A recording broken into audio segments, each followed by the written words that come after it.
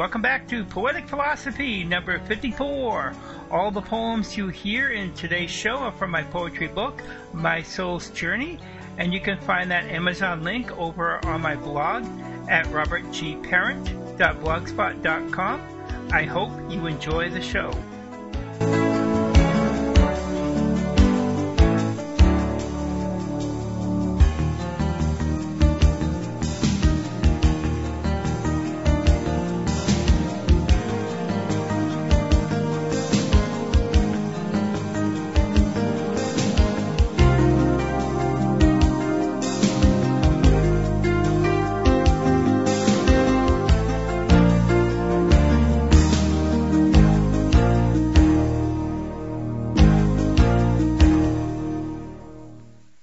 Hello everybody, welcome back to Poetic Philosophy, episode 54.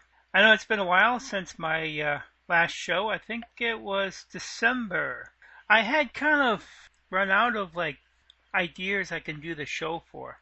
So I still kept posting to the feed, poetry and other different shows, just trying to come together and see how I can make this thing happen. I was listening to the past Poetic Philosophy shows, and it's I've only had 53 episodes, and my other podcast, the Right Stuff podcast, over there I had music. It was a lot easier to do the show, because I could actually pick the music and then make the show around the music. It's a little bit different. It's all spoken word, because the PodSafe Music Network does not exist anymore. There are a few songwriters out there who put their stuff up for free. I may do those later shows. Yeah, mostly going to post these things on YouTube and Rumble. So, probably going to create a little splash screen. Maybe I'll do a picture. I don't know. I think on this show, there's some pictures I took from when I went up to the Robert Frost farm up in Franconia, New Hampshire, a long time ago. I'll try and find those pictures and I'll put those up in the video portion of the show. But the audio portion of the show will come out every Sunday, or around every Sunday. And I'm just gonna keep pushing this, see how this goes. Keep pushing myself to do shows here. So the first poem that I'm going to play, because I already recorded it, it's You Must Go and Know. You must go and know. I want to go to that sacred place that is up north overlooking Mount Lafayette. Me being poet by nature is my obligation, my pilgrimage to walk the land of the great poet Robert Frost. To see his inspirations, to know him as told by nature, to go for the learning that is inspired. Every New Hampshire poet must go there if they're to know the wisdom, the power of the poet. When us poets start to learn our trade, being poets, the thing that brings us there is usually a famous poet or a poem that we've heard, and it's I'd like to try that. And so we learn poetry not from a school, but we learn poetry from other poets, other famous poets that are actually published and very popular. And since I'm in New Hampshire, that poet is Robert Frost. He used nature to get across what he wants to say. And there is that nature part in my poetry. But my poetry, I'm more of a mystic poet.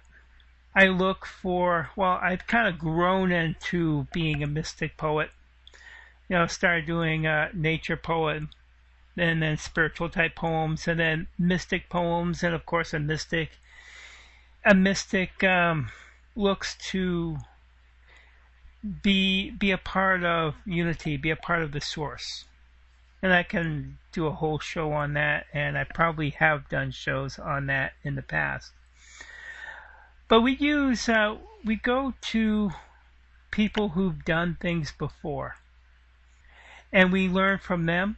We learn from their poems. We learn how they do their poems, and we listen to them talk about their poems and poetry. But it's like that in anything you want to get into, any trade you want to get into, anything you want to do. Like since I want to do more audio podcasting, I'm kind of listening to the talk radio, conservative talk radio. That's kind of like, even though I'm more of a libertarian, the conservatives kind of have what I believe right now. Believe a country should be, believe this government should have less effect on our lives. And I'm not going to mention that year that we want to forget. So anyways, we have to, if we want to learn something, we go to people who are already doing it. If we want to be good leaders, we go to people who are leading. We want to be a good business person, we go to people who are doing business, who have put together successful businesses. The entrepreneurs who know how to just start a business, It's, to them, it's like writing a poem, So anyways, just some things to think about. The next poem is, Moment at the Sugar Orchard. And this kind of gets into my mystical side, so you can hear that in this poem. Moment at the Sugar Orchard. The moment of the sugar orchard.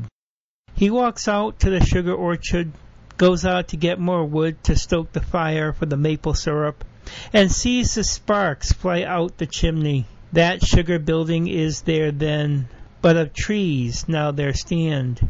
He and I are here and inspired by the space. Somewhere in the recesses of mind, the scene's being replayed. As I walk upon the path, he walks there too. Where once was neat, now is overgrown, nature reclaims her own. Where once wood smoke smell fills the home, the sweet smell of musk presently fills the house. In the bedroom or the living room, he and I are here now. Here in Franconia, in the shadow of the mountain, he and I are here now to rest, enjoy, and be inspired. Only nature keeps time, but of the soul there is no time. He and I are here now, inspired by this timeless moment. Yes, there is no time. And from a certain point of view, that is true. I mean, we still have to travel in this place where we are now, and that is bound by time. Time is only physically. It just pertains to the physical universe, because when we're not in physical, time has a different meaning. Everything is I do believe everything's kind of happening now. Kind of like, those Viewmaster slides where you look through those Viewmaster slides and there's like pictures on top of pictures on top of pictures. Yes, it's just one picture, but it has many elements to that particular scene. And that's how life goes. And I had adjusted my earphones because it was like I got to get a new pair of earphones because I keep getting the sound of that. So sometimes, sorry for that in advance. We have all had moments where they just seem timeless. We arrive at a place and next thing we know, it's time to go home. Okay, we're either missing time or we just kind of slipped to the higher consciousness, to the higher realms, the realm of soul. We kind of go into the realm of soul for a little bit and just enjoy this world from soul's perspective. I don't know what else to say, so I am just going to leave it to the next poem, which is, Lost in the Wood. That kind of, you can see the mystic aspects of that in that poem as well, as the woods being a metaphor for life. Sometimes we do get lost in life, but we eventually do find our way out. Lost in the Wood. Lost in the wood. Somewhere ages and ages hence, there lived the great poet, lost in the woods of Franconia, away from the turmoil of the world, modest country place overlooking the three great beings high in the sky, with a quietness, not stillness, because there is no stillness here in the mountains of Franconia, but mountain folk, as I, tend our farms for the harvest. And the other inhabitants of these mountains, the true inhabitants, spend their day gathering food for now and later when winter comes to visit. But all of us here do take the time to relax, enjoy, and play. Somewhere ages and ages hence, lost in the woods of Franconia. Hope you enjoyed that poem. I hope you saw the mystical realizations within that poem and could actually see the metaphor there. Maybe it's something I need to work on a little bit more. I'm just going to jump into the next poem. It's entitled A Poet's Journey, and it's kind of fitting for this show because each and every poet has a journey, and that journey is unique to that poet because the poems that they're compelled to write are different. So if you're a poet out there, I hope I give you some food for thought. And if you're not a poet and you just like poetry, well, I hope I give you some things to think about how a poet becomes a poet. Again, I thank you for listening. And here is A Poet's Journey. A Poet's Journey. You must go, says the Spirit. The journey you must start. I listened and did, and left on my quest, to go first a path within.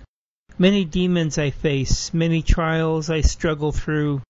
It is worth it to learn the wisdom, to learn the knowledge of life is pure joy. Then I go out into the world. I learn, I teach, I share, I give. The fighting doesn't stop, for all have their battle. I have my battle, but also I have my center. I go where the Spirit leads. I capture the moments, the lessons, and life. I put pen to paper with the rhythms of life. I share life's lessons for all who would listen. I continue my journey, my quest, and listen and learn. I put pen to paper and play the rhythms of life. I listen to her harmonies. I listen to her joy. I listen to her knowledge. And I listen to her wisdom. I see her pain. I see her hurting. I see her healing. I see her spirit. I hear her voice crying out for help. I hear her song she wants to share. I put pen to paper. I listen, I see, I hear, I write. I put heart and blood to paper. I write, I write, I write. If you like this piece, you can check out more of my writings over at robertg.blogspot.com. Or if you want to purchase some of my books, you can go to robertgparent.blogspot.com. There you'll find the links to my Amazon books. And as always, thank you for listening. Stay creative in the magic of life. Good day. Medicine, law, business, engineering, these are noble pursuits and necessary to sustain life. But poetry, beauty, romance, love, these are what we stay alive for.